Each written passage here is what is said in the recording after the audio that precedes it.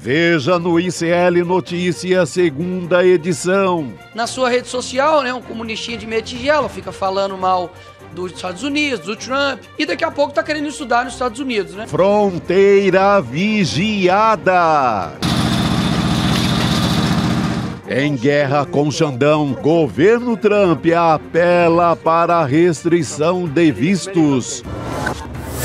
Parece filme de Bang Bang. PF descobriu empresa de militares que tinha tabela de preço para espionar e matar autoridades. 600 dias de massacre em Gaza. Já chegou! Artistas pedem que Lula rompa relações diplomáticas com Israel.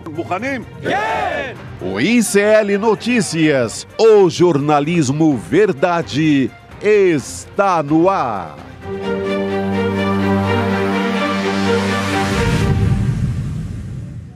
Olá, boa tarde. Seja muito bem-vindo, seja muito bem-vindo. O ICL Notícias, segunda edição, está no ar e nós estamos ao vivaço, a pedidos, nos canais do Instituto Conhecimento Liberta, Eduardo Moreira, e também no canal da Voz Trabalhadora, no YouTube.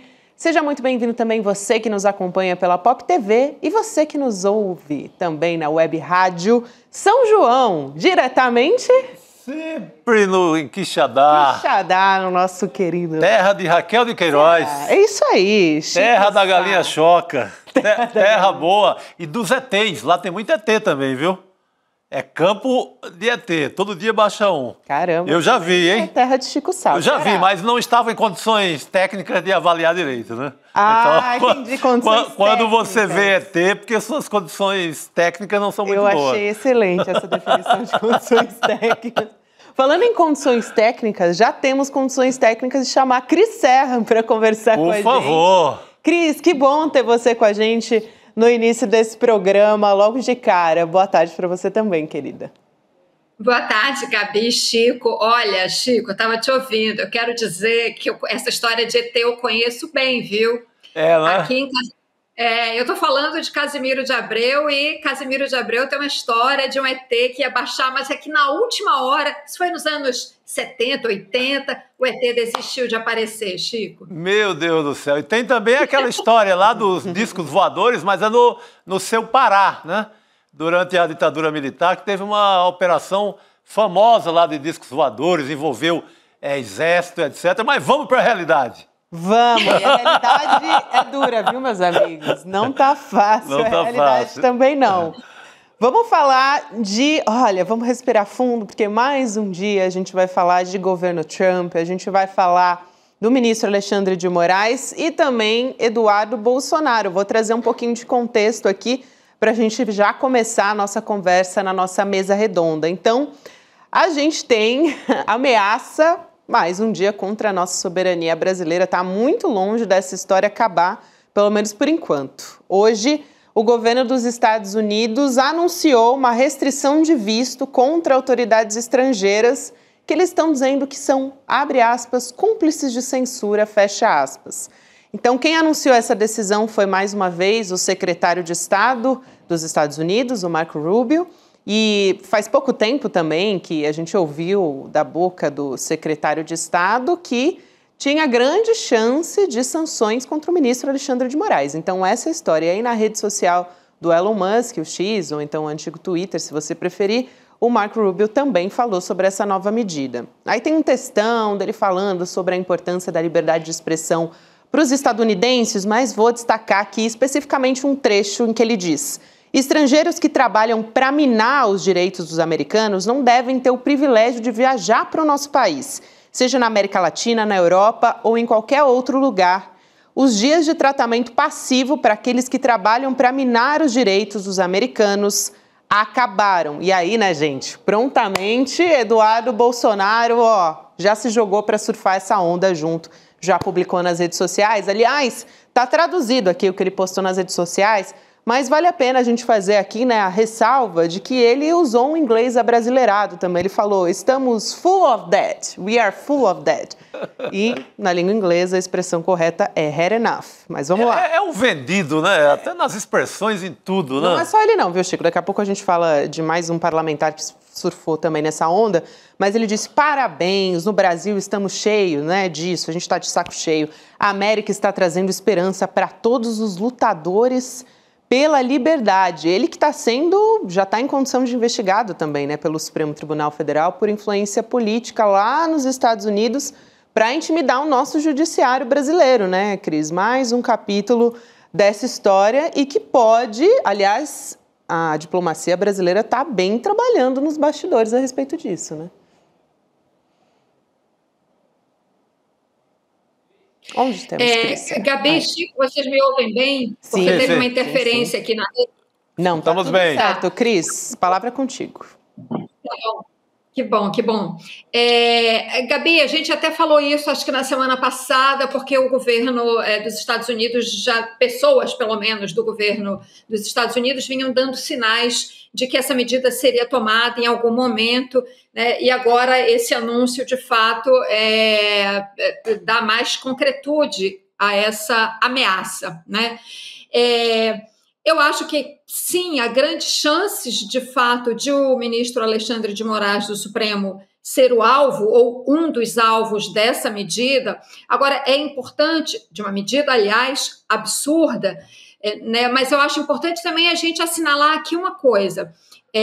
Está havendo uma movimentação muito grande de bastidores, né, do Ministério das Relações Exteriores do Brasil, do Itamaraty, de diplomatas, com diplomatas norte-americanos, né, e pessoas próximas ao governo ou do próprio governo, para que não se chegue de fato, né, à concretização dessa ameaça com relação, sobretudo, a autoridades do Judiciário da Suprema Corte Brasileira. Leia-se Alexandre de Moraes, né? É muito explícito esse alvo.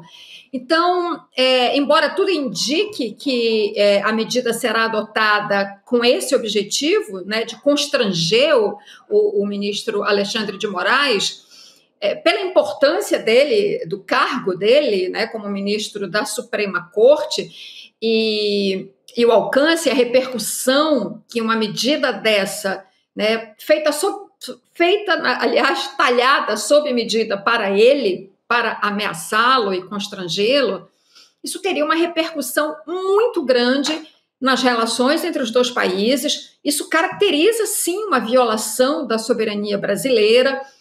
Então, eu acho que ainda há, digamos assim, uma possibilidade, ainda que seja uma pequena possibilidade, de que isso não se confirme. Com relação ao Alexandre de Moraes, eu estou falando, porque a medida já foi anunciada, né? Ela existe. Mas, enfim, eu acho que a gente não precisa ser jurista nem especialista em relações internacionais para ver nisso, sim, uma violação da soberania brasileira.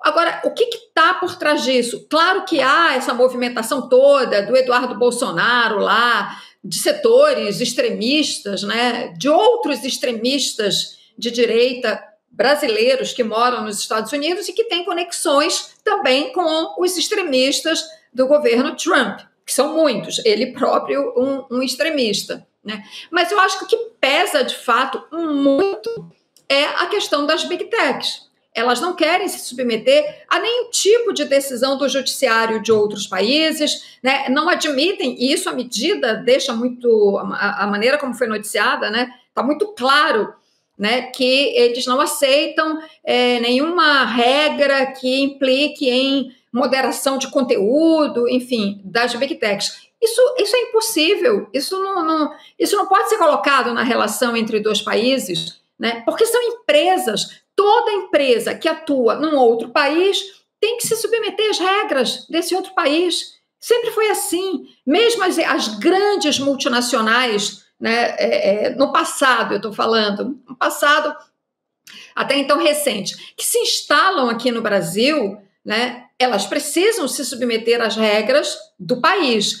As Big Techs não são diferentes. Não é porque elas têm uma outra configuração, né, para funcionarem, né, qualquer pessoa em qualquer lugar do mundo acessa uma rede social provida, oferecida por uma dessas Big Techs, né, mas não é porque isso se dá, né, nesse ambiente virtual e não físico, real, que ela não tem que se submeter às regras dos países e às decisões do judiciário desses países, né? Então, é uma medida completamente absurda, né? Mas, como eu disse, com relação especificamente ao ministro Alexandre ou a qualquer outro ministro que tome uma decisão que contrarie essa visão do governo norte-americano, eu acho que ainda tem um fio de esperança, né, de que o governo dos Estados Unidos chegue a esse ponto. Agora, também tem, só para encerrar, uma última coisa, né? A gente vai precisar, talvez, para que isso se concretize e que a gente entenda de fato de que forma isso vai acontecer, só quando o ministro Alexandre de Moraes, por exemplo, solicitar um visto, for participar de um evento, se é que ele não tem, ele deve ter o visto de turista, pelo menos, né? Quando ele pedir, né, se é que ele não tem, mas quando ele for pedir o visto, qual vai ser a reação das autoridades norte-americanas? É isso. Ô Chico, eu queria passar a palavra para você envolvendo as Big Techs nessa história. Boa, essa é a questão. A Cris foi ali no ponto central. Justamente. Aí a gente tem uma segunda etapa da história, que é uma apuração da Andréa Sadi, que saiu hoje, lá da Globo News, dizendo que os ministros do STF já estão vendo o Eduardo Bolsonaro como um instrumento das Big Techs realmente. Então, assim, o entendimento dos ministros é que tem essa fiscalização das redes sociais tomando cada vez mais espaço ali nas pautas do Planalto, e aí essas empresas estão enxergando o Eduardo como um aliado para atacar o STF, né? Então, é dessa maneira que o Elon Musk, enfim, e as demais companhias estão enxergando o Eduardo Bolsonaro nessa história. Faz todo sentido. Eu creio que isso aconteceria de qualquer forma. Isso não passa pelo bolsonarismo. Essa questão de estar de olho, dos Estados Unidos estarem de olho no Alexandre de Moraes, por uma vingança e por tentar enfraquecê-lo por conta desse duelo com Elon Musk, com as Big Techs.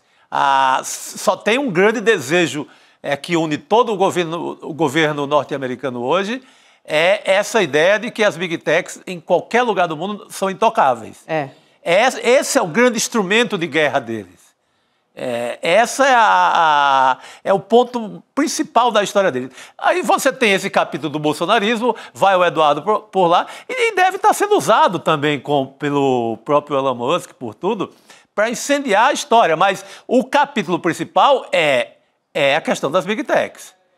Se favorece o bolsonarismo, se eles estão festejando isso, é outra questão. Mas eles talvez não pensem, não avaliem as condições em que se encontra o pai, o Jair Bolsonaro. Eu acho que isso coloca também o Bolsonaro mais perto de uma prisão preventiva.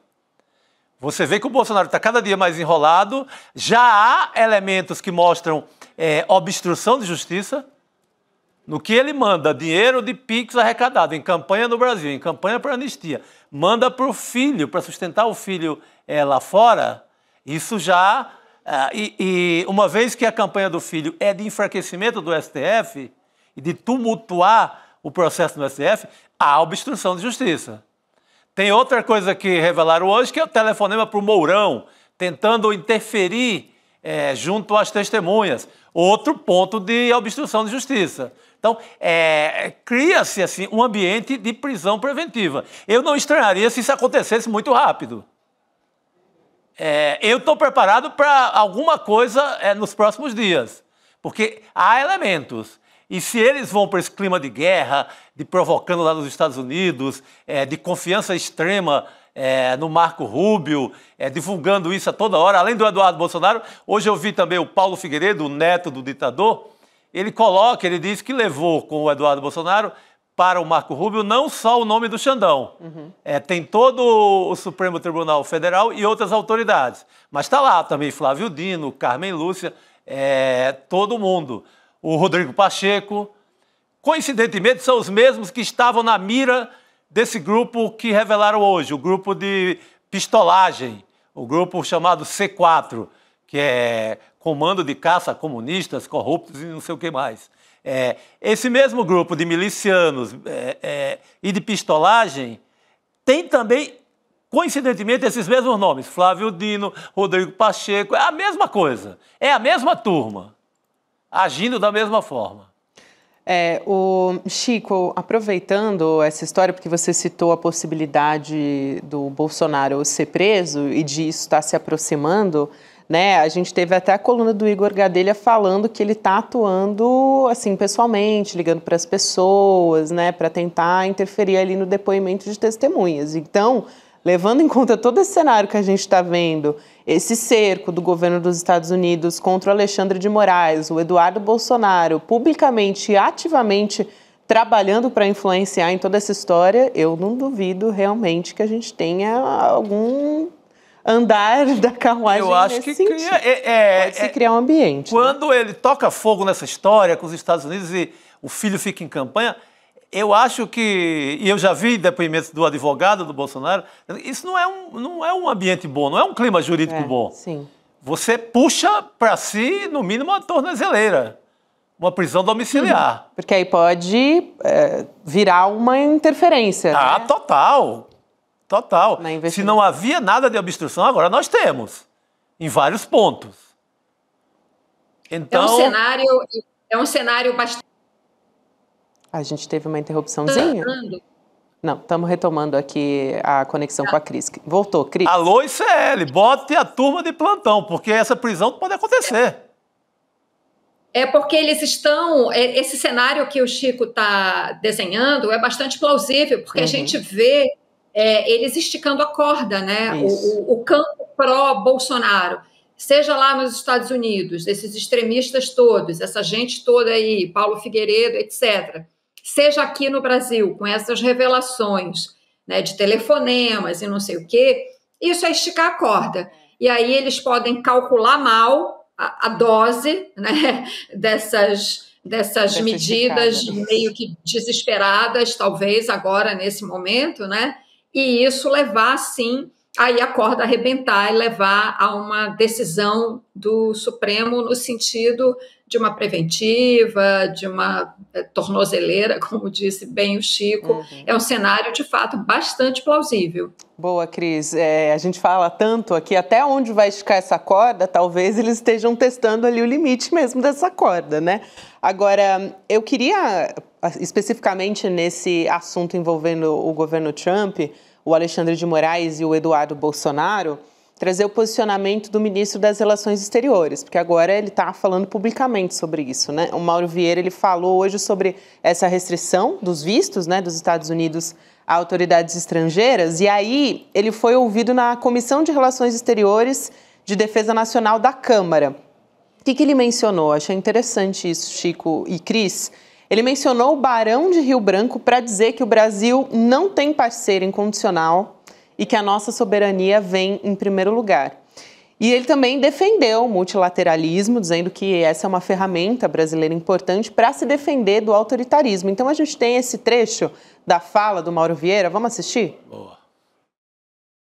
A soberania e o soberanismo estão integralmente ligados ao multilateralismo.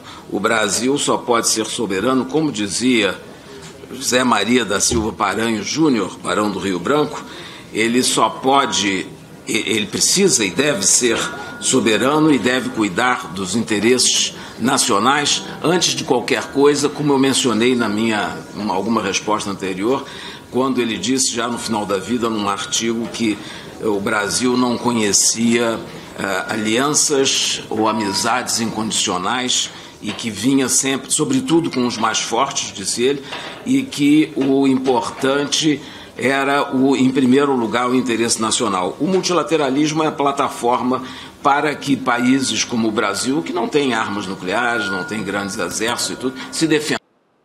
Aliás, o Mauro Vieira, questionado por um bolsonarista, né, o deputado Marcel Van Hatten, ele é do Novo, mas com posições bastante bolsonaristas, né, sobre essas relações com os Estados Unidos. E aí o Mauro Vieira disse que não recebeu o retorno de uma carta que ele mandou para o Marco Rubio, para o secretário de Estado dos Estados Unidos, do Trump. Só que ele alegou que as relações não estão interrompidas, ele esclareceu isso, e também ele ressaltou o contato que ele tem com fontes comerciais ali dos Estados Unidos também. Vamos ver mais esse trechinho, vamos assistir. Mandei essa carta que foi recebida pelo gabinete dele. Eu não tive, depois disso, contato com ele, porque ele não me respondeu a carta ou não me chamou, mas eu disse que estava à disposição e me coloquei à disposição. Mas nem isso não quer dizer que não haja diálogo entre o Brasil e os Estados Unidos, muito pelo contrário, nós sempre mantivemos muitos contatos. Eu falei por telefone 2 vezes, pelo menos, com o representante comercial da Casa Branca, o STR, que tenho certeza que Vossa Excelência conhece a estrutura do governo e como funciona, que é uma espécie de ministro do exterior, ministro do comércio para o comércio exterior. O Mauro Vieira, né, Cris, tem uma postura bastante serena, sempre adotou essa postura ali de diplomacia, né, que a gente não teve durante os anos de governo Bolsonaro e o Brasil voltou a ter com os últimos anos de governo Lula, né, que temos aqui. É uma coisa muito interessante, Gabi, que ele faz, inclusive, nesse pronunciamento, né? Ele vai buscar a tradição diplomática brasileira. Isso. Ele vai lá no Barão do Rio Branco, que é o patrono da diplomacia no Brasil, né? Que fundamenta a atuação diplomática no Brasil, sempre fundamentou. Uma postura sóbria, comedida. Eu falei que sempre fundamentou, claro, você tem momentos, assim, exceções aqui e ali, mas, no geral, quando você analisa a atuação diplomática brasileira, ela é sempre nesse sentido que você falou, serena, sóbria. E agora, diante das provocações do Trump, em todos os níveis, seja na questão de tarifas, seja nessa questão de deportação de imigrantes, e agora nesse assunto dos vistos, o Brasil o tempo todo tem atuado, tem reforçado a atuação nos organismos multilaterais, porque é assim que tem que ser, né? Você não pode sair abrindo frente individualmente com cada país, dizendo eu quero isso, eu quero aquilo, a minha regra é essa ou aquela, como o Trump está fazendo. Ele está fazendo isso porque ele é um autoritário que acha que é, de fato, o dono do mundo, o presidente do mundo, como ele falou recentemente. Ele vai quebrar a cara em algum momento, né? Ele está fazendo muito mal aos Estados Unidos. O Brasil atua em outra direção, né? Completamente ao contrário, e é o que tem que ser. É reforçar o multilateralismo, usar todos os canais que tem. Ele fala do encarregado de comércio, né? A origem, inclusive, da diplomacia é muito isso, né? Estabelecimento de relações comerciais e tudo mais. Mauro Vieira é um diplomata com uma extensa experiência, né? E que saberá, sim, usar esses canais. Agora, é aquela coisa, a gente, né, como país, o Brasil, a nossa diplomacia, a gente tenta atuar com racionalidade, né, com essa sobriedade, né, com altivez, que essa é uma característica da diplomacia brasileira, sobretudo nos governos de esquerda, no governo Lula, né, isso sempre foi dito, né, isso é um comportamento do Celso Amorim, quando foi ministro das Relações Exteriores. Agora, claro, a gente precisa ver também o que vem do lado de lá, né? O que vem do outro lado, né? Para você saber também, né, qual é o momento de avançar, qual é o momento de recuar, qual é o momento de botar panos quentes. Seja como for, eu vejo às vezes muita gente cobrando uma atitude assim mais contundente do governo brasileiro, né, diante de algumas medidas. Eu acho particularmente que a diplomacia brasileira tem agido muito corretamente, né?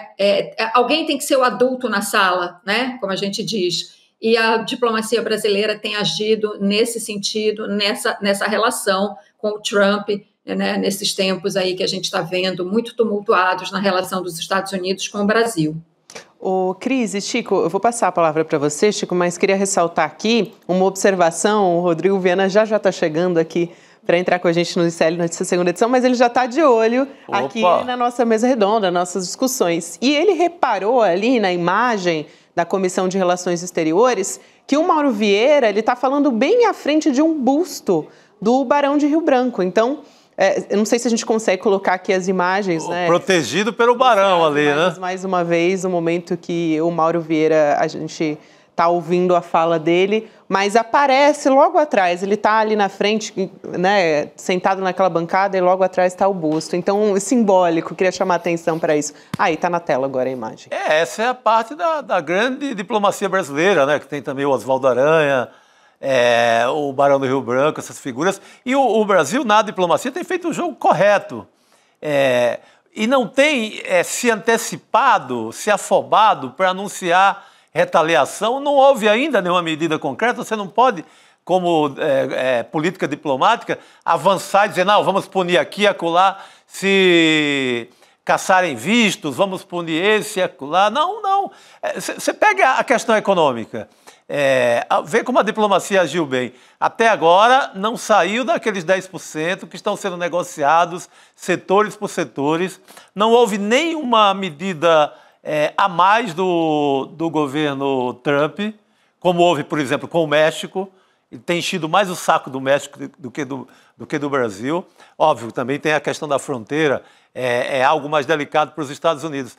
Mas não houve, além daqueles 10%, que são os mesmos 10% da Argentina, que é um país aliado 100% à Casa Branca. Então, não há grande confusão, a não ser essa questão que é do interesse das Big Techs.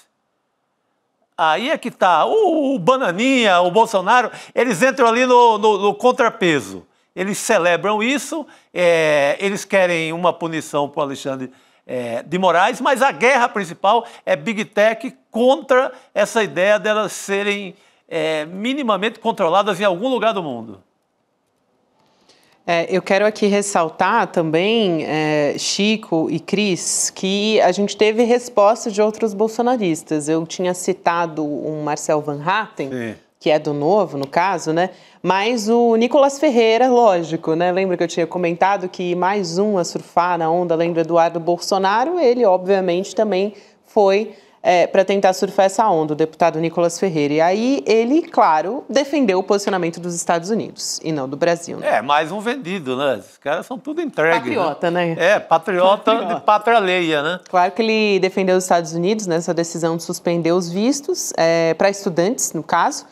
E aí, não contente, ele ainda criticou a política externa que tem sido adotada pelo governo brasileiro e citou a primeira-dama, a Janja, ao falar sobre isso. Vamos assistir o vídeo dele e a gente volta a conversar. Vamos lá. De que eu ouvi aqui alguns deputados do PT dizendo a respeito, por exemplo, da suspensão, né, dos vistos de estudante pelos Estados Unidos, de que isso seria uma medida, enfim, praticamente totalitária. Mas, na verdade, o que eles estão fazendo é só uma suspensão para poder analisar a rede social dos estudantes que querem aplicar, né, o visto nos Estados Unidos. Na sua rede social, né, um comunistinha de meia tigela fica falando mal dos Estados Unidos, do Trump, e daqui a pouco está querendo estudar nos Estados Unidos, né? Não. Sua rede social vai ser avaliada. Segundo ponto, Janja, que confesso que é a norte-artilheira, né, a nossa camisa 10, mas que, poxa, em termos de âmbito internacional, é gafe atrás de gafe. Que chega e xinga o Elon Musk, o homem mais rico do mundo, manda ele para aquele lugar. Enfim, essa é a pessoa que, ao lado, né, do Xi Jinping, pede para poder regular as redes aqui no Brasil. É muito sabujo, né? Não, eu mesmo que estava falando em liberdade de expressão, defende o Trump controlando estudantes, ou seja, completamente uma contradição total. O que esse moleque quer? Pô!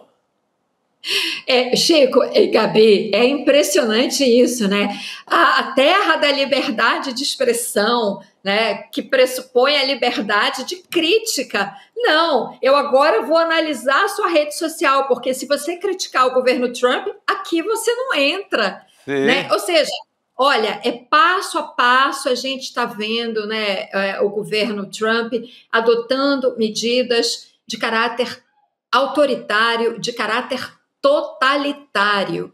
Isso que está acontecendo nos Estados Unidos, às vezes a gente até ri um pouco, porque é tudo tão absurdo, né, que a gente, assim, a nossa reação, eu mesma já muitas vezes, a reação é caçoar, como se dizia antigamente, né? Pô, que cara maluco. Não, isso é muito preocupante. Isso é extremamente preocupante quando um governo de um país com a importância econômica, política e militar, né? E aí, quando eu falo agora militar, inclui importância cibernética, importância digital neste planeta. Quando você vê um país com este peso, né, tendo um governo que toma esse tipo de medida, isso é extremamente sério e grave. E não tenha dúvida, isso vai bater na gente em algum momento, se esse governante não for, esse governante de caráter absolutista não for contido, se as instituições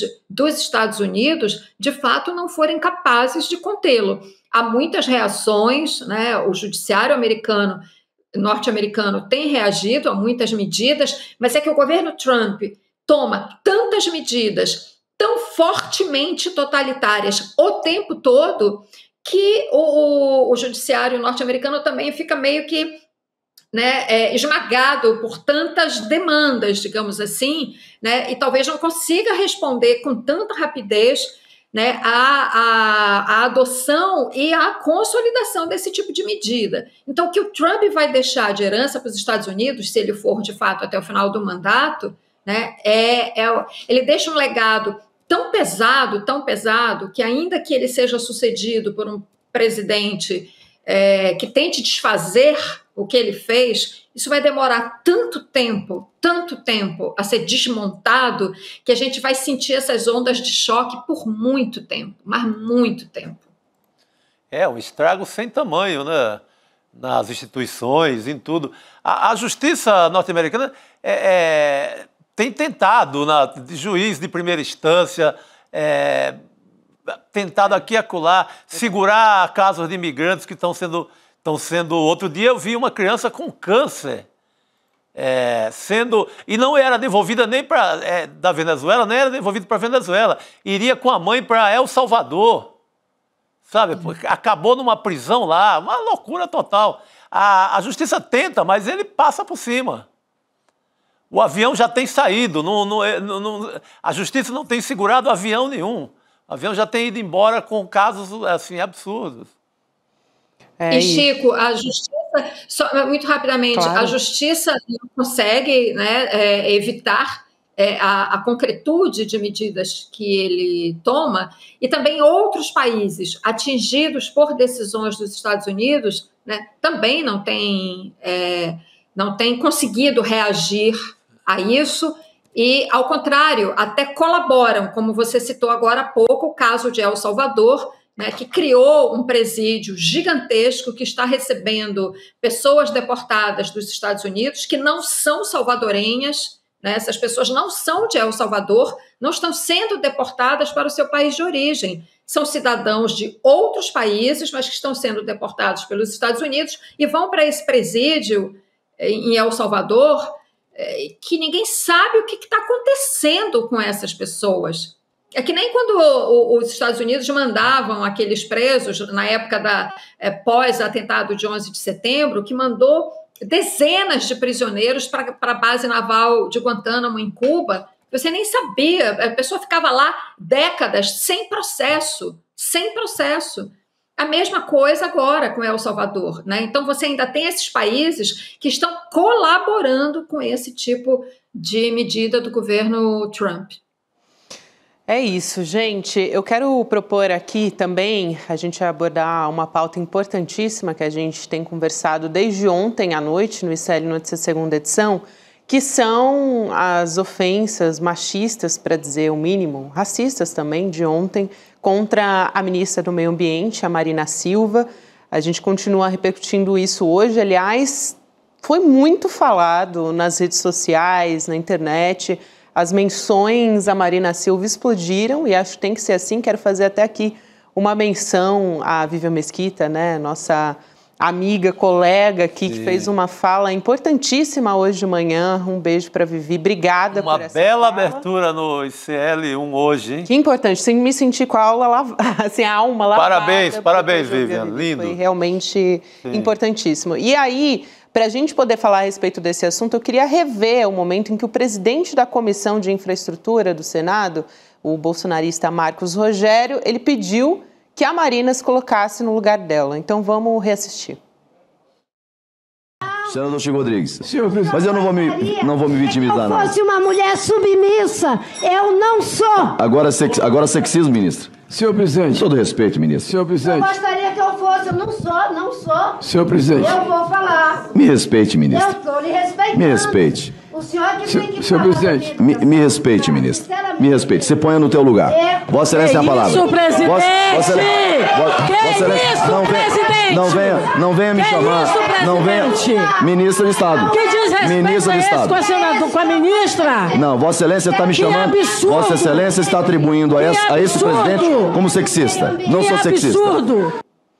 E aí depois também teve a fala do senador Plínio Valério, dizendo que não a respeitava, né, e tal. E a ministra abandonou a comissão, dizendo, olha, se o senhor não me pedir desculpas por uma fala no passado, que ele disse que foi difícil ouvir a Marina Silva, né, isso palavras dele, óbvio, sem querer enforcá-la durante 6 horas ininterruptas. Então, a ministra abandonou a comissão logo depois disso.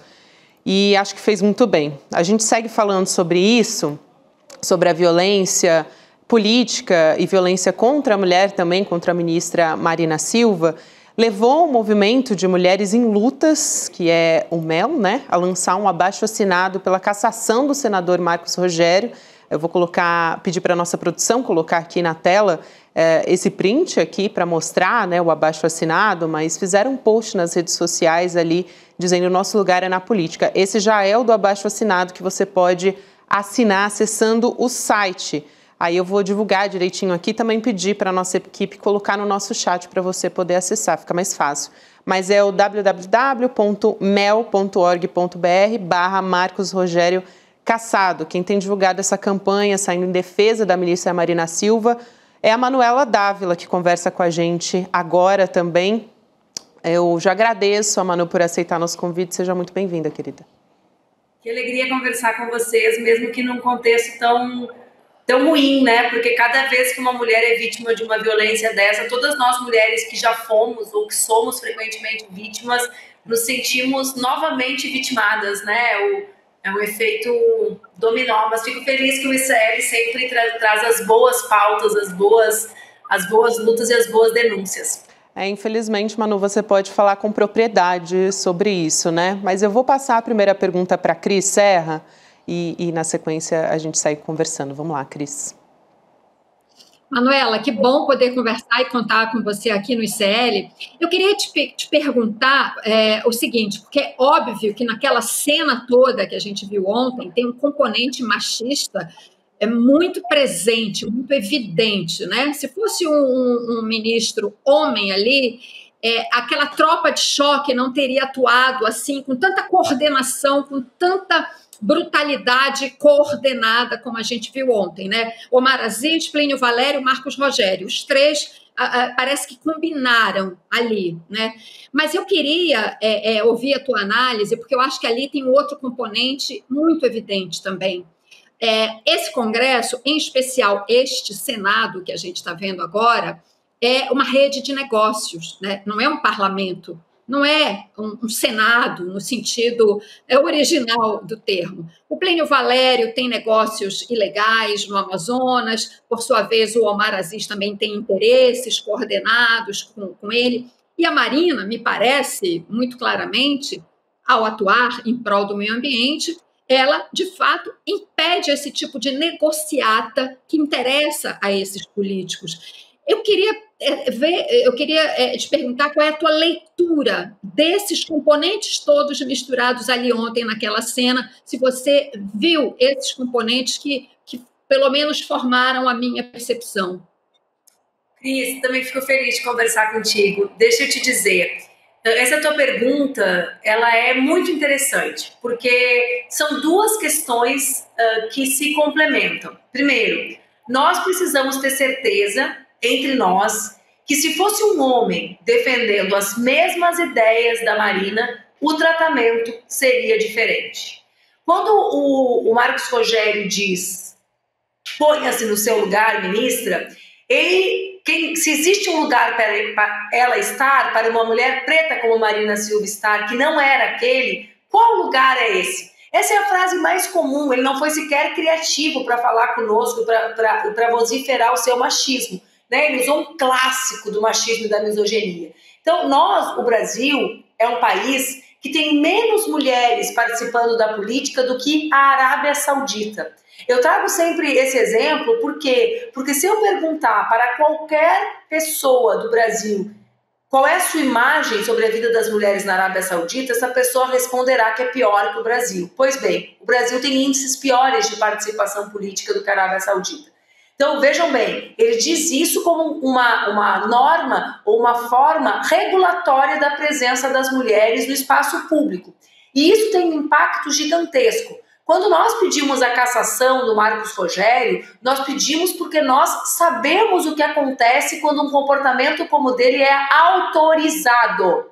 As pessoas acharam horrível a minha filha ser ameaçada muitas vezes, mas nada aconteceu com aqueles que a ameaçavam. O que isso fez?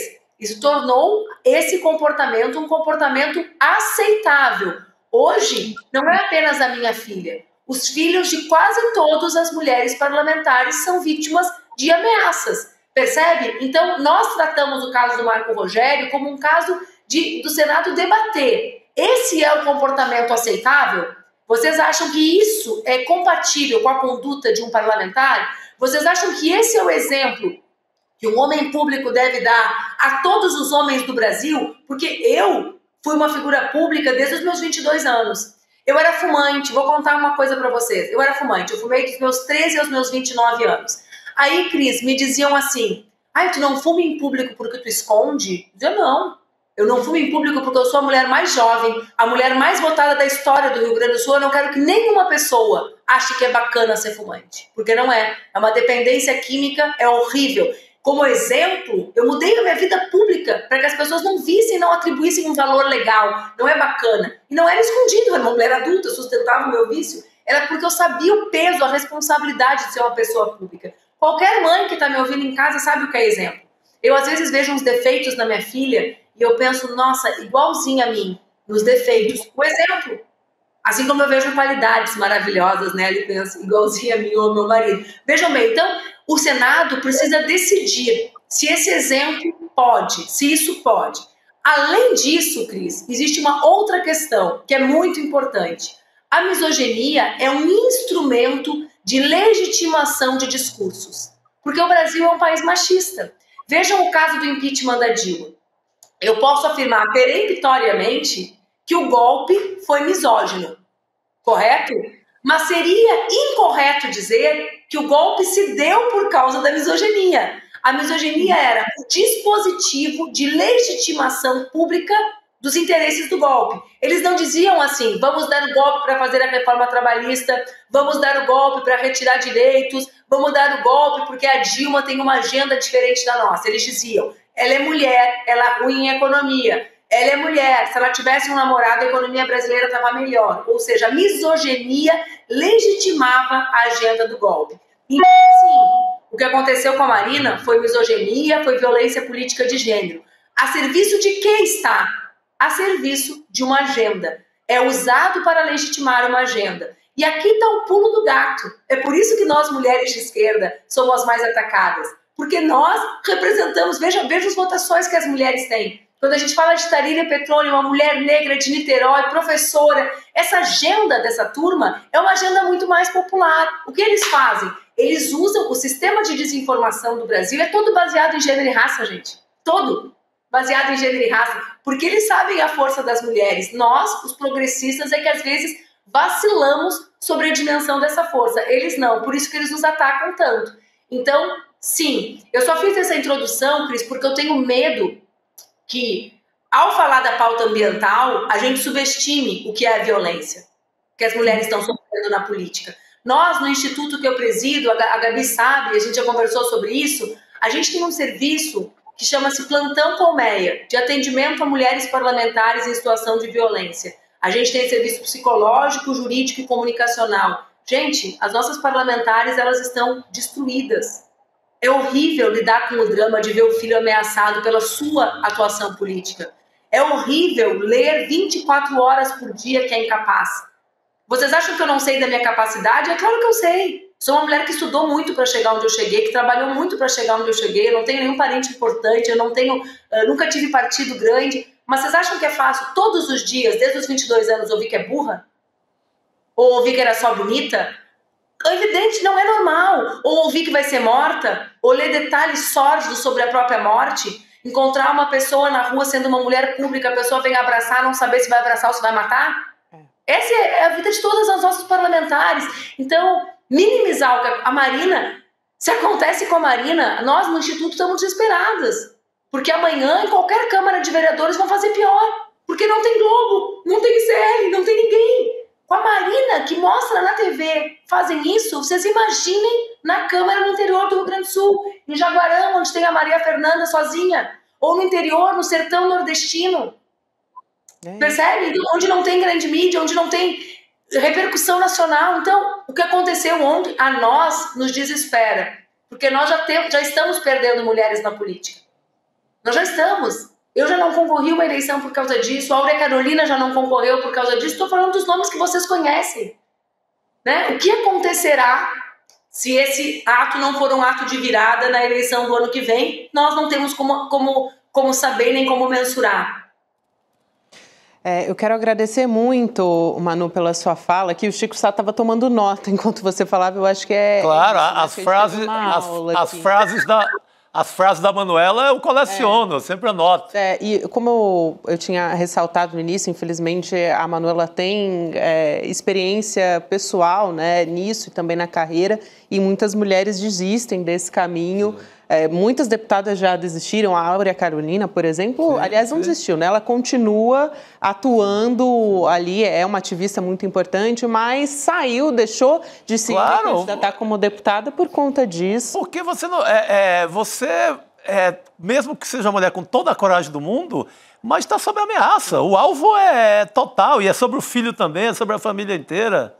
E num lugar que não tem sequer ali um noticiário para uma defesa mínima, para uma repercussão, a mulher está mais desprotegida ainda. Então não é fácil. Você pega, e é todo dia, não é? Essa pauta, essa misoginia, esse ódio às mulheres, ela une muito a extrema-direita. Tanto que ontem tivemos a Marina, hoje o Nicolas Ferreira, ele abre a fala dele... não tinha nada, o assunto era a relação Estados Unidos-Brasil, ele abre a fala dele atacando a Janja. Então é um discurso permanente, é um ódio permanente às mulheres, porque os une. O que une a macharada da extrema-direita, da direita até a extrema-direita, é esse ódio às mulheres. Talvez seja o ponto principal da plataforma deles. É isso, eu vou passar, Manu, para você fechar. E muito rapidinho, porque a gente vai ter que seguir, eu vou me despedir de você da Cris Serra. Então, muito rapidamente, eu queria que você falasse sobre a chance real dessa cassação pela experiência política que você tem, levando em conta a proporção, ainda bem, que a gente teve com esse caso misógino e essa violência contra a Marina Silva. Gabi, eu sou da tese que acha que as questões das mulheres são as mais amplas da sociedade brasileira. Que a turma que acha que a agenda das mulheres isola a esquerda não entendeu nada do que está acontecendo no Brasil e não sabe como as mulheres, de uma forma muito ampla, se identificam com as nossas bandeiras. Pode não se identificar com o nome, né? Mas com as bandeiras, com as causas. E enfrentar a Marina Silva com o nível de desrespeito que ela foi enfrentada, lembremos que o senador Plínio tem desejo de matá-la. Eu não tenho desejo de matar ninguém. Tenho adversários brutais. Não consigo ter esse desejo, né? Não, olha a loucura do que a gente está falando. Ele manifestou isso, eu não estou inventando. Enforcar é matar. No conto de Aia, enforcam as aias que não se comportam. Quem não está vendo a nova temporada, assista para ver que é exatamente o desejo do senador. Então, eu acho que nós estamos num momento de depuração. Na semana passada, um deputado foi punido em função do ato que cometeu contra a ministra Gleisi. A machosfera, o volume de dinheiro que é movimentado, que nós feministas falamos há mais de uma década, está sendo mais amplamente repercutida. Vejam que saiu no Fantástico, há 15 dias, se não me equivoco, né? Então está chegando, as pessoas estão mais atentas a esse assunto. Sim. Eu acho que nós temos uma chance maior do que tivemos de conseguir construir a punição do senador Marcos Rogério, a partir de um debate necessário sobre qual é o decoro que um parlamentar deve ter. O Senado vai ter que escolher se acha que isso é razoável, se é razoável dizer que uma mulher não está no seu lugar quando está ali, uma ministra de Estado como Marina Silva, uma mulher com uma trajetória imensa nacional e internacional, ou se isso não é aceitável. Eu, Gabi, em poucos minutos, nós temos mais de 15 mil assinaturas. Poucos minutos. Só numa rede social que é a minha. Ou seja, eu tenho certeza que nós seremos milhares exigindo a cassação do senador Marcos Rogério. E acho que é importante que nós também saibamos, eu vou terminar, eu sei que vocês têm pressa, mas dizer algo que tem a ver com a provocação do Chico. Quando as instituições não fazem nada, a ameaça se torna muito pior. Eu não comecei a ser ameaçada pelas redes sociais. A primeira ameaça que eu sofri na minha vida pública se deu no meu primeiro discurso na Câmara de Vereadores de Porto Alegre. Ela nem foi pelo celular, ela foi pelo telefone antigo. Ligaram para minha mãe e disseram que me matariam se eu continuasse perguntando, questionando sobre os mortos e desaparecidos na guerrilha do Araguaia. Sabe qual foi a diferença? A diferença não foi o medo que eu senti. A diferença é que a Câmara de Vereadores de Porto Alegre parou quando eu registrei que fui ameaçada. O presidente da Câmara, que era um homem de centro-direita, exigiu que a Brigada Militar me escoltasse e que as investigações fossem conduzidas com celeridade. Sim. Hoje, nós temos a maior parte das deputadas federais andando de carro escoltado diante de um Congresso Nacional que não reage, de instituições que minimizam e mesmo dos nossos parceiros de esquerda que acham que isso é normal. Marcelo Freixo virou herói porque enfrentava as milícias e andava escoltado. Nós, mulheres, andamos escoltadas porque existimos. Exato. E somos tratadas como um problema da esquerda. E não como as heroínas que são as mulheres que carregam os seus filhos de um estado a outro, protegendo da extrema-direita que nos ameaça. Então, Chico, a ausência de respostas institucionais é cruel com essas mulheres. E é por isso que nós vamos exigir que o Senado diga que Marcos Rogério não está no seu lugar. Aquele não é o lugar dele, aquele tem que ser lugar de gente honrada, de gente séria, de gente que não odeia as mulheres e que as respeita. Fundamental. Manu, a Manuela Dávila participando aqui com a gente. Obrigada pela sua gentileza. E Cris Serra também, sempre um prazer ter você, querida. Um abraço grande em vocês duas, um prazer. Obrigada, gente. Boa noite. Obrigada, gente. Debate aqui, conversa maravilhosa, super citativa, muito bacana. Tchau, tchau, pessoal. Obrigado, querida. Outro nível, né? Conversar com...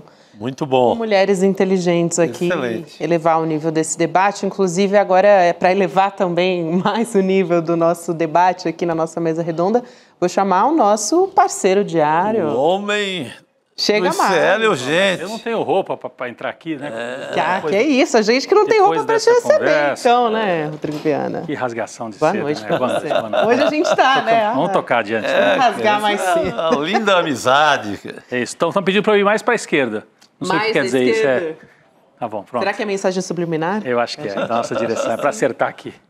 Olha, Rodrigo, vou aproveitar a sua presença aqui, todos que nos acompanham, que a gente está falando de assuntos importantíssimos hoje, para pedir para assinarem o nosso canal do Instituto Conhecimento Liberta, porque estamos chegando a quase 1 milhão. Quase 1 milhão, né? O canal do Edu Moreira já passou de 1 milhão. Passou de 1 milhão. E agora nós estamos quase igualando os dois aí, né? Vamos empatar com o Edu. Vamos empatar com o Edu, hein?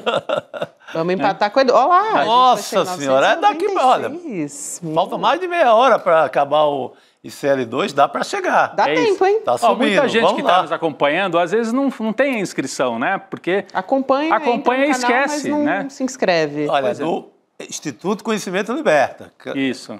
Aliás, tem muita gente que não sabe como é que faz, né? Que é ali naquele sininho. É no sininho. Embaixo, ali, diminuindo a tela, né? Quando acompanha pelo YouTube, aí tem ali o sininho, é só se inscrever. E aí também é bom porque recebe também as notificações. A notificação de que está começando o programa. Então, é bom para todo mundo. Opa, tá subindo, reloginho subindo. No começo da internet, todo mundo ficava falando, né? Acione o sininho, não sei o quê. Depois as pessoas deixaram de dizer, né? Mas é importante nesse momento ainda que nós estamos em campanha. Vamos bimbalhar esse sininho aí. Para romper a marca de 1 milhão de inscritos. Senta o dedo, não é isso, Chico Sá? Senta o dedo, vamos bimbalhar o sininho. Isso aí. Boa.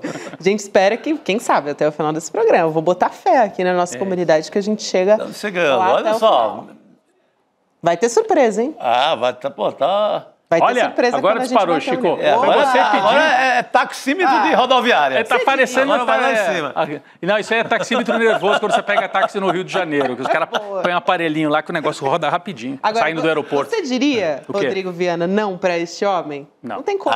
Por favor. Chico Sá pedindo, a gente obrigado. E a gente tem uma surpresa para quando a gente chegar a essa marca. Então, se isso for um motivacional aí... O gerente endoidou e quem ganha é você, né? O presente quem ganha é você. É isso aí.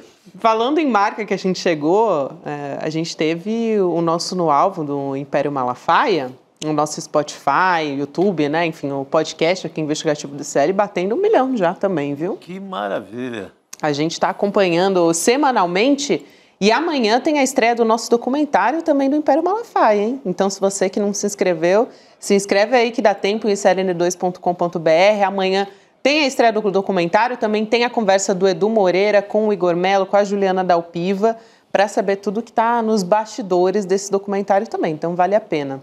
Aliás, tem trailer, né? Vamos acompanhar? Assistir. Bora lá. Por favor. Talvez você não saiba, mas a figura do Malafaia carrega muitas contradições. A principal delas está na vida financeira dele. Os relógios Rolex, os carros importados, o jatinho e tantos outros detalhes mostram um típico milionário. Mas os documentos que eu reuni contam uma história bem diferente. A mágica que o pastor executa é a seguinte: borrar a linha que separa o que é dele e o que é da igreja. Você quer saber o quê? O que você quer saber? Como o Malafaia deu esse salto em direção à extrema-direita? E como ele deixou de se portar como um homem de aparência simples para viver uma vida de milionário?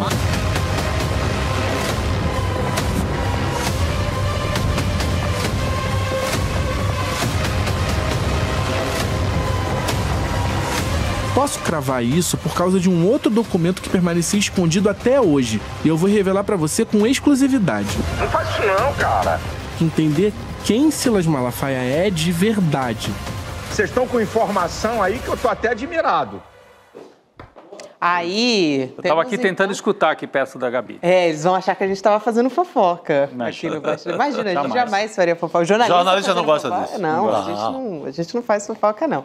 E a fofoca amanhã do documentário do Império Malafaia você acompanha se inscrevendo. Então tem o QR Code na tela, tem o sln2.com.br. Gente, se inscreve. Conteúdo de primeira, assim, mais de anos, assim.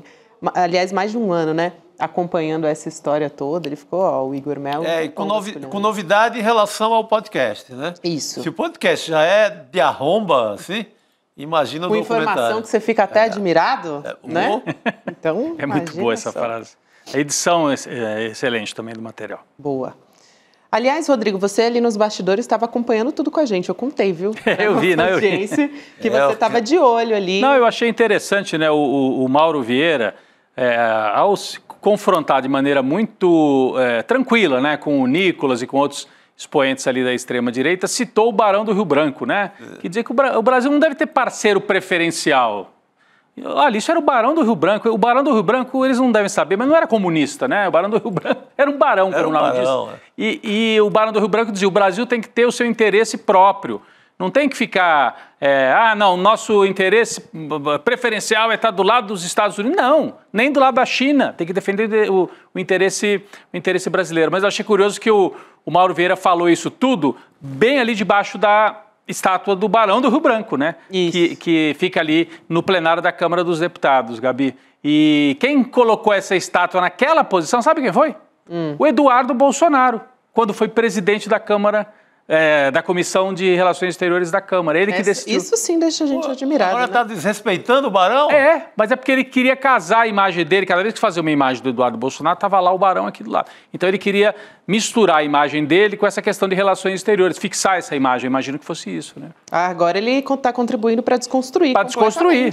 Agora ele está agindo... Eu lembro 2 personagens na história do Brasil que me lembram muito dessa atuação dele lá, que é Joaquim Silvério dos Reis, o traidor, que traiu a Inconfidência Mineira, né, entregando a cabeça do Tiradentes para Portugal, ou o Calabar, que se juntou aos holandeses na guerra contra o Brasil. O Calabar ainda é polêmico, porque a contribuição dele não foi tão alarmante como se diz. Alguns historiadores contam isso. Mas é o Joaquim Silvério dos Reis, dos tempos modernos. Vai lá bater na porta do Trump para dizer ataque o Brasil. Rapaz, que vergonhoso isso, né? Um negócio absurdo. É vergonhoso para dizer o mínimo, né, Rodrigo? Posso seguir aqui contando de uma operação, a Cisamnes, não é isso? O Cisamnes. É sempre... Eu adoro os nomes dessa eu ia até pesquisar. Você pesquisou o que quer dizer o nome dessa...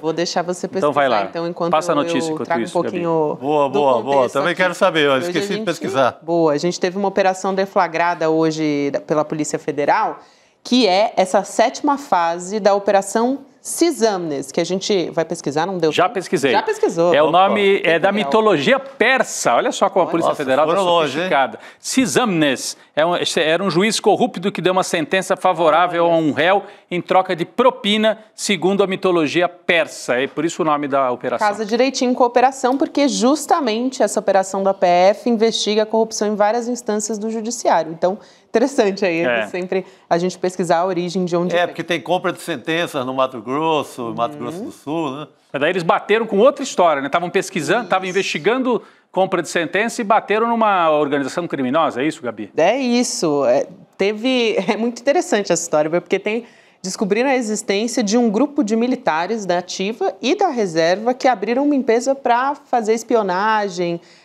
homicídio de autoridades políticas do país. Então, é bastante interessante essa história. Tinha até uma tabela de preço, olha isso, para executar as autoridades. A gente está vendo aqui na tela, procurado o ministro... igual o Velho Oeste. 250 mil. Gente, que coisa, né? Parece filme. E aí, isso variava dependendo da função, dá para ver aí, né? Senador da República é um pouco mais barato, 150 mil. Ministro do STF é mais caro, deputados federais também mais barato, pessoa comum, você, Chico Sá, 50 mil. Impressionante. É o escritório do crime, né? Escritório do crime que eles vendiam esse serviço. Tinha esse tipo de coisa, assim, já vi infinitas reportagens.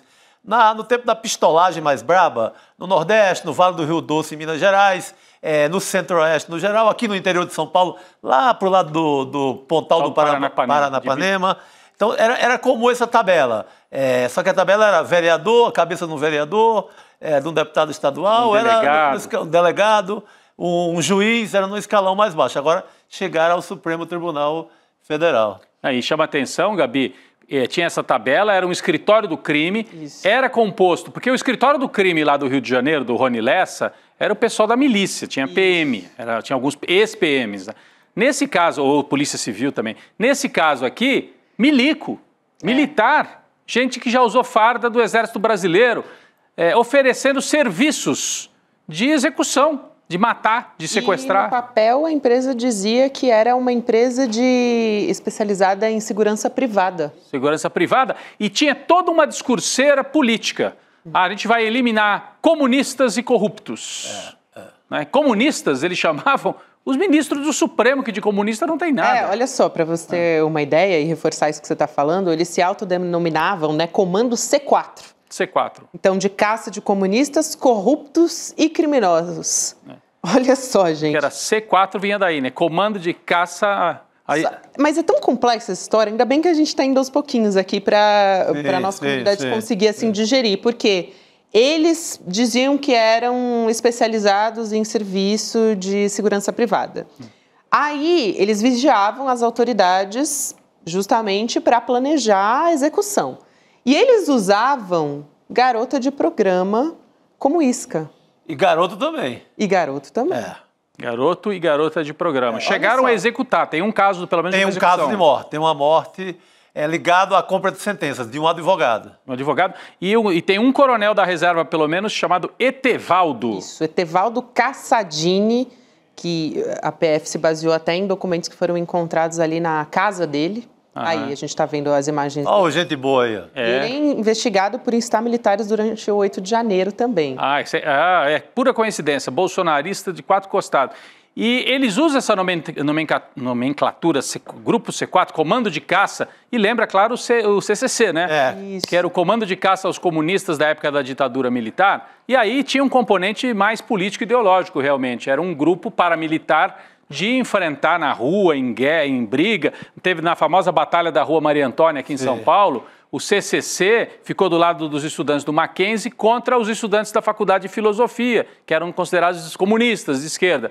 E o CCC atuou em várias frentes, né? E tinha policial, gente do Exército atuando ao lado de militantes de direita no CCC da época da ditadura. E agora eles criaram esse C4, CCCC. Mas assim, o discurso é político, mas na verdade é para pegar uma grana e fazer terrorismo, né? Terrorismo, crime, gangue. É uma gangue fardada. Tinha um alvo, Chico e Rodrigo, que, segundo a investigação ali da Polícia Federal, ela já apontou alguns nomes que eram alvo desse C4 aí, nesse grupo. Ministro Alexandre de Moraes, Cristiano Zanin, presidente do Senado, Rodrigo Pacheco, do PSD de Minas Gerais, são alguns ali que já foram traçados, né, pela Polícia Federal nessa investigação da Polícia Federal aí. Possíveis alvos desse grupo. De comunista esse trio aí não tem nada, né? Pois Muito ao contrário. Agora, a gente acha até certo ponto curioso, tem todo um componente aí que quase que a gente imagina, uma história de filme e tudo, mas mostra como a extrema-direita está cada vez mais perigosa. Estão fora do poder, e fora do poder continuam atuando aí pelas beiradas, né? Com um grupo de execução, com esse tipo de nomenclatura, justificando as ações ainda politicamente. Então a extrema-direita é ativa no Congresso, intimidando as mulheres, é ativa com organizações abertamente criminosas, porque tem algumas que têm aparência política e também são criminosas. Mas aqui é uma gangue mesmo, com discurso de extrema-direita. Então a extrema-direita deixou um rastro, e está aí ainda, um rastro que vai demorar muito para a gente limpar nesse país. Um verniz de justiceiro. Justiceiro, sim, sim. É algo para a gente prestar muita atenção. Eu estava aqui num grupo de colegas, jornalistas e tal, dizendo, nossa, então eles não foram embora. Eles não foram, eles estão aí. Estão à espreita. E cuidar, o ano que vem é mais um ano aí decisivo para a gente. Porque... E nesse caso tem morte. Tem uma morte que já está descoberta, esclarecida, mas quem sabe? Que horror. Um grupo com essa disposição, que consegue colocar no papel esse propósito, gente, esse grupo não está para brincadeira, né? Por isso que não dá para brincar, né, Gabi? E o Alexandre de Moraes, cada vez que vai para uma sessão de julgamento, ele passa aqueles vídeos e fala, não foi um passeio no parque, foram insuflados. Então você insufla, a extrema-direita vai lá e faz isso que parece uma gracinha do Nicolas, desrespeitando todo mundo, e dá munição... assim, para que os caras se organizem de várias formas, às vezes politicamente e às vezes justificando um crime com base política. É isso, esse discurso da extrema-direita. É isso. Muito bom. Importante aqui a gente trazendo essa informação, importante essa operação da Polícia Federal que vem à tona e deixa a gente chocado, né? Mais um caso que deixa a gente chocado aqui. Posso seguir trazendo aqui um movimento, já que a gente está falando dessa operação da Polícia Federal, né, que por um lado deixa a gente bastante horrorizado com esse planejamento todo dessa suposta empresa de serviço de segurança. A gente tem um movimento, agora a gente muda completamente a pauta para falar sobre um movimento organizado por artista, movimento social, sindicato, tem parlamentar também, pedindo que o presidente Lula, que o governo Lula aplique um embargo econômico, rompendo de vez as relações diplomáticas com Israel. Importante isso, a gente falava disso, bom, já falamos muitas vezes. Essa semana a gente falava. Também, a gente falava sobre isso. E aí seria uma forma de posicionar o Brasil muito fortemente contra esses dias de massacre, né? Pelo governo do Netanyahu, lá na faixa de Gaza, a gente tem um saldo, isso... segundo os dados que a gente tem, deve ser muito mais, mas a gente tem pelo menos 53 mil mortos lá na faixa de Gaza. E entre os signatários dessa carta, a gente tem nomes como Chico Buarque, o Emir Sader, sociólogo, a gente tem a Manuela Dávila, que conversava com a gente agora também, olha só. O Gregório do Vivier também, humorista, escritor. Tem o Milton Ratum, escritor também importantíssimo. Então tem uns nomes de peso assinando essa carta, o que dá força e empurra o Brasil, pressiona o Brasil a tomar medidas ainda mais firmes. Até acho que o governo brasileiro tem sido um dos governos que tem se posicionado mais fortemente sobre isso. Né? Acho que no mundo do chamado Ocidente, talvez seja o que tenha se posicionado mais firme. Né? O da África do Sul, a África do Sul também estava com uma posição muito firme, pedindo que fossem tomadas medidas na ONU e tal. Acho que a África do Sul e Brasil, porque a África do Sul sofreu muito na mão dos israelenses, na época do apartheid. Israel dava apoio para o regime do apartheid. Israel tinha relações e dava apoio técnico e militar para o regime de extrema-direita racista do apartheid. Então tem uma história conjunta. Então o atual governo da África do Sul, que vem dessa resistência ao apartheid, sabe muito bem, né, com o que está lidando. Então eu acho super bem-vindo esse documento que pede que o Brasil rompa relações e deixe de fazer comércio com Israel, de vender inclusive armas, né? O Brasil tem um comércio de armamentos com Israel, e Chico Buarque, Carol Proner, Milton Ratum. O Gregório do Vivier é descendente de judeus, não é? Do Vivier é um sobrenome judaico, eu não tenho certeza. Eu não tenho certeza também. Mas enfim, de qualquer maneira, seja qual for a ascendência... Tem os Judeus pela Democracia, um grupo forte aqui no Brasil que tem se pronunciado. O Breno Altman nem se fala, que esteve aqui no Provocação Histórica. Você tem centenas de judeus brasileiros que combatem Netanyahu, né? Que falam abertamente de genocídio e que são contra essa política. Sim. Tem uma pesquisada rápida aqui, Rodrigo, só para responder a sua pergunta. Ele não é judeu, mas tem uma parte da família dele que sim, porque o avô dele casou com uma judia. Então eu sabia, eu já tinha ouvido ele falar alguma coisa. Mas enfim, isso não importa tanto. Era mais para dizer que tem uma parte da comunidade judaica, como explicou o Chico aqui, que também quer que o Brasil tenha uma posição mais firme com esse governo genocida do Netanyahu, né? Porque não tem outro nome para dar. E aí tem parlamentar falando também sobre isso, o deputado federal Rui Falcão falou, ele durante a Comissão de Relações Exteriores da Câmara, ele defendeu fortemente ali que o Brasil rompa as relações com Israel, e a gente até tem o trecho dessa fala dele. Vamos assistir? Vamos lá. Quero me referir agora à questão de Gaza. E me permita... nobre embaixador, sou plenamente favorável à campanha BDS, boicote, desinvestimento e sanções. Iria mais longe até, com respeito à sua opinião, da proteção de milhares de brasileiros que lá estão. Eu acho que é hora do nosso governo, como já fizeram outros governos, romperem relações diplomáticas com o governo genocida de Bibi Netanyahu. Lembro que recentemente, não só as declarações de generais e membros das Forças Aéreas de Israel, o candidato a presidente do Knesset, do Parlamento de Israel, dizendo o seguinte: em Gaza não há crianças. Cada criança é um Hamas em potencial. Portanto, eliminemos as crianças da faixa de Gaza. E é candidato à presidência do Parlamento de Israel. Importante o posicionamento do Rui Falcão, deputado federal, dos mais votados do PT, já foi presidente do PT e é candidato de novo à presidência do partido. Tem uma disputa aí pela presidência do PT. Forte.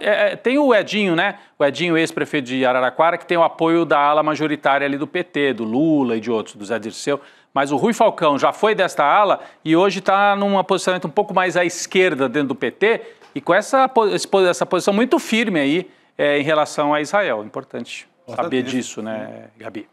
É isso, e um posicionamento mais contundente também. Apesar de, como a gente já ressaltou, o Brasil não se furta desde o início. Aliás, o presidente Lula foi muito criticado, né? Ao falar em genocídio. Brasil, Espanha e África do Sul. Colômbia. Colômbia dá umas estocadas também, né?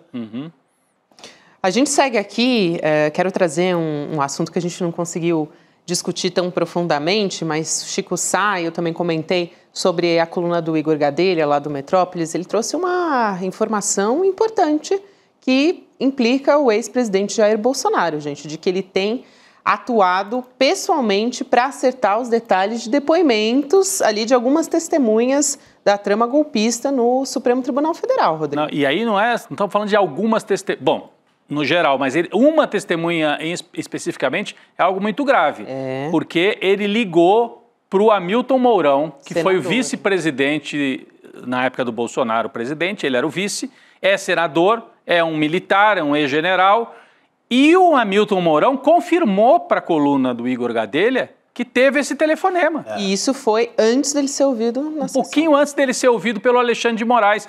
Ora, um réu falar com uma testemunha, está combinando o depoimento, está interferindo, é algo grave, né, Chico? Por isso que mais cedo o Chico falou aqui que, por outros motivos, já estava um clima que pode levar a uma prisão preventiva do Bolsonaro. Porque aí caracteriza a obstrução de justiça clara, explícita, sabe? Não precisa nem VAR, é pênalti.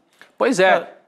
O Hamilton Mourão já está tentando se safar ou salvar o Bolsonaro, dizendo, não, ele me ligou, mas foi uma conversa sobre temas genéricos. Ele pulou depois para essa versão. Genérica, mas ele deu ali alguns detalhes. Ele deu alguns detalhes para o Igor Gadelha. O que o Bolsonaro pediu, por exemplo, segundo o Mourão, tá?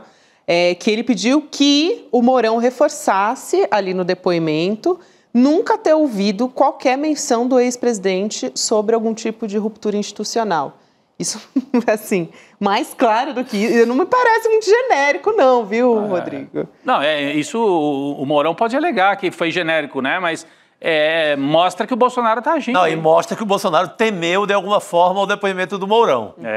Porque o Mourão, às vezes, solta umas indiretas ali, até porque nunca teve um bom relacionamento com o Bolsonaro. A não ser ali no comecinho, na campanha e no comecinho do governo. Depois, eles se estranham ali. E eu creio que o Bolsonaro tenha desconfiado do que diria o Mourão e foi lá para tentar dar uma reforçada, livra a minha cabeça aí e depois a gente se acerta. Até porque, né, Chico, o Mourão é um caso único de alguém que compõe a chapa do presidente e na segunda candidatura o Bolsonaro troca. Ele é limado. Porque vamos lembrar, o Fernando Henrique foi candidato as 2 vezes com o Marco Maciel na vice. Né? O Lula foi candidato nas outras vezes, as 2 vezes, com o Zé Alencar de vice. Então, trocar de vice... Por que trocou de vice? Trocou um general pelo outro. Porque não confia. Porque não confia. Então ele ficou com medo que, como você falou, que o Mourão pudesse trazer alguma novidade ou se comportasse de maneira aí que comprometesse o Bolsonaro. O fato do Mourão não ter ouvido também nenhuma referência à ruptura não quer dizer que não houve a ruptura, porque o Mourão... No final, ali naquele momento de transição, era uma carta fora do baralho. Se o Bolsonaro ganha, o vice ia ser o Braga Neto. Então o Mourão ouvir ou não ouvir, não tem muita importância. Na verdade, o que tem importância é o Bolsonaro estar agindo nos bastidores, na véspera de um depoimento. Isso caracteriza interferência na justiça, pode reforçar aquilo que você falava mais cedo, até anotei a sua frase, Chico, pode ter um clima de prisão preventiva agora, né? Sim. Por outros motivos, você estava falando da questão do Eduardo Bolsonaro lá nos Estados Unidos, né? Porque aí a questão do Eduardo Bolsonaro, ela é também fortíssima, porque o Bolsonaro já declarou que está financiando a estadia e a campanha que o Eduardo Bolsonaro, que o filho faz nos Estados Unidos, não é, para tentar enfraquecer o Supremo. Isso é interferência direta. Se eu pago, né, ele faz a campanha, recebe os PIX, passa para o filho fazer uma campanha contra o Alexandre de Moraes, contra o Supremo. Eu estou interferindo mais do que diretamente no processo. Eu estou querendo enfraquecer o juiz da causa, sabe, para obter vantagem. Então, é também motivo de prisão. É mais do que motivo de prisão. Esse clima todo, ele é muito fortalecido por esse capítulo novo na história do Eduardo Bolsonaro, né? Investigado pelo Supremo Tribunal Federal por esse uso, né, político dele nos Estados Unidos para ali ficar em cima da mais alta instância do nosso judiciário brasileiro. Sim, sim. Interferir na soberania brasileira. E para o Gonê, para o Paulo Gonê, que é o Procurador-Geral da República, ter pedido esse inquérito é porque tem coisa infinitamente mais grave aí na parada. Isso. Porque ele age de uma maneira, a gente falou agora há pouco da diplomacia brasileira, que age com muito cuidado. O Gonê é 10 vezes mais do que a diplomacia. Para tomar qualquer decisão demora. É tanto que a gente fica o tempo inteiro, acorda, Gonê, acorda, Gonê. Para ele tomar essa decisão é porque tem coisa muito grave na parada. Até um bastidor Guilherme Amado, né? Que ele realmente decidiu, o PGR, tomar essa decisão quando ele viu que a coisa estava ficando feia mesmo. Não, até estava evitando, né, Rodrigo? Não, eu ia dizer que, além do Alexandre de Moraes sofrer sanções, o Gonê também pode entrar na lista das sanções. Já está na mira. O Alexandre de Moraes. Né? Ele é citado nos vídeos do Eduardo Bolsonaro, já lá em Washington. Você imagina, eles querem intimidar o Poder Judiciário, que é um dos 3 poderes da Constituição, e o Ministério Público, que é uma espécie de poder à parte, assim, que é independente, mas atua no judiciário, mas é independente. O procurador da República tem independência funcional, né? Então, é uma tentativa de intimidação do Estado brasileiro em 2 vertentes, Poder Judiciário e contra o PGR. Mas são eles os censurados, né, Rodrigo? É isso que eles dizem. Pois é. Que há uma ditadura no Brasil. Não, e eu vi que vocês trouxeram um pouco do Nicolas aqui mais cedo. A gente no ICL Urgente também falou do Nicolas. O Nicolas, deputado federal, né, Nicolas que age com aquele jeito dele, provocativo e tal, ali em relação ao Mauro Vieira. A gente mostrou, vocês, né, aqui o N2 também mostrou, e teve resposta, né, durante a fala do Mauro Vieira hoje, tratando desses temas todos que a gente está falando aqui e tudo. Então teve o Nicolas Ferreira provocando o ministro Mauro Vieira, que é um lorde, vamos dizer assim, né, um cara tranquilão. E não vai entrar nessa pilha jamais, não vai, de jeito nenhum. Então, mas aí ele tem resposta de outros parlamentares. O Lindbergh, né, respondeu. Lindbergh Farias foi quem respondeu, falando como o Brasil ficou totalmente isolado durante o governo Bolsonaro. A gente tem essa fala, vamos assistir. Eu falo tudo isso para dizer que nós temos problemas tão sérios nessa área causados pelos senhores. Pelos senhores aqui desse grupo de extrema-direita, bolsonarista, eu vou entrar nos pontos. Nunca nós ficamos tão isolados na nossa história. Um ex-ministro chegou a falar que o Brasil era pária internacional. Os senhores lembram daquela reunião do G20 em Roma? As lideranças políticas todas ali e Bolsonaro circulando, sem falar com qualquer pessoa. Os líderes mundiais faziam questão, visitavam a América Latina, de pular o caso do Brasil. Não paravam aqui. Eu vi o agro, que os senhores dizem que defendem, desesperado com as loucuras, as sandices ditas por Bolsonaro contra a China. O maior parceiro econômico, e o pessoal do agro, da direita, enlouquecido para desfazer o que era feito. Então os senhores tiveram que recolocar o país internacionalmente. E o senhor, ministro Mauro Vieira, junto com o presidente, conduziram isso de forma impecável. Isso, o Lindbergh faz uma retomada histórica aí, né, Chico? Porque as pessoas esquecem rápido, né? Assim, governo sempre tem que ser criticado.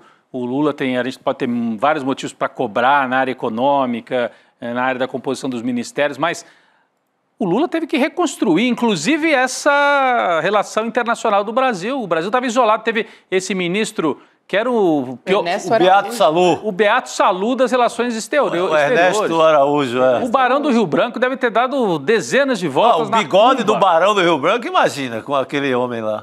Então, foi isso que o Lindbergh lembrou hoje. Aquele homem disse, tudo bem, o Brasil é pária mesmo, nós queremos ser párias.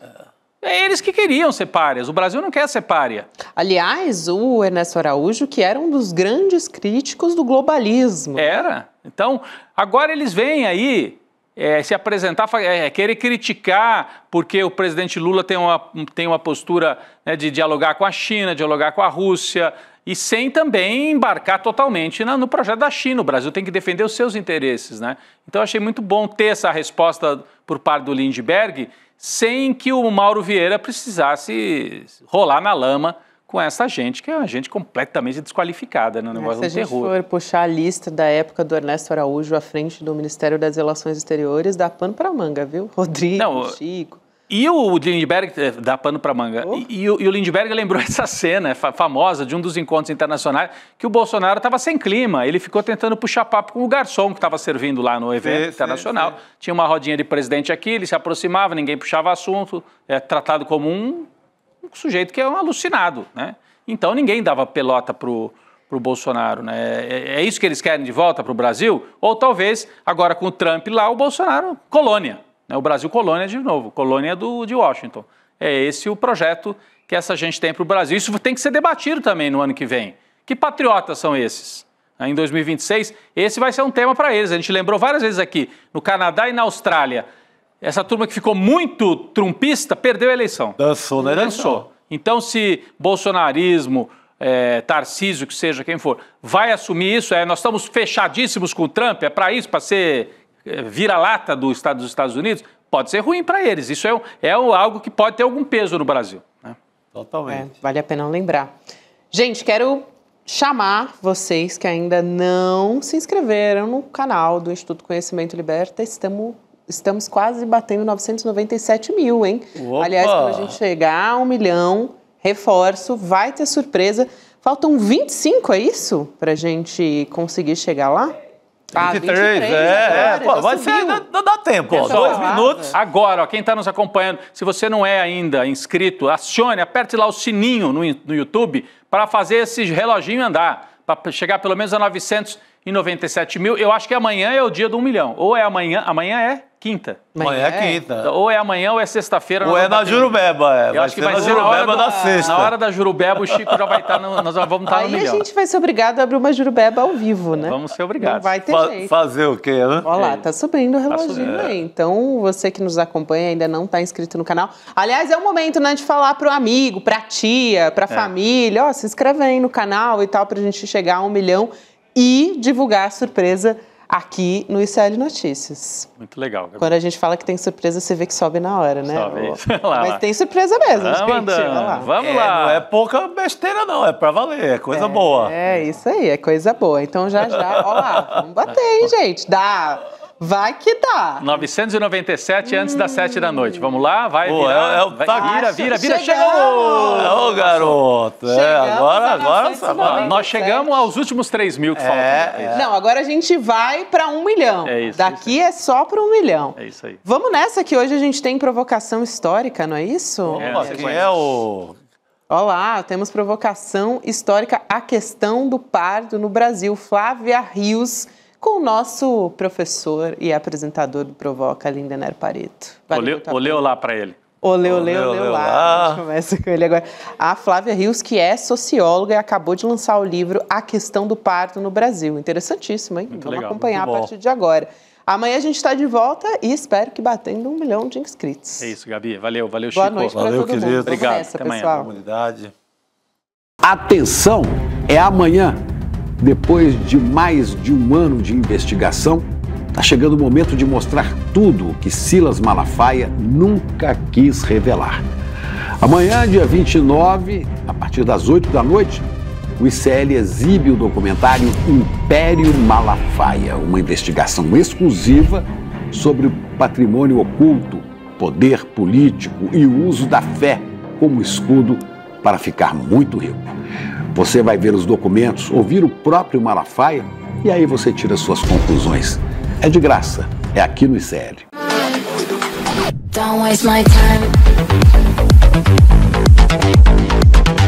Na loja Sou ICL você encontra camisetas, canecas, mochilas e bonés que carregam ideias.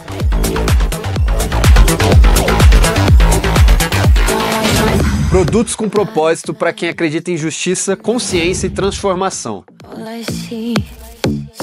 Vista, use, leve a luta com você. Acesse souicl.com.br e escolha o que representa você. ICL, souicl.com.br, tá tudo lá.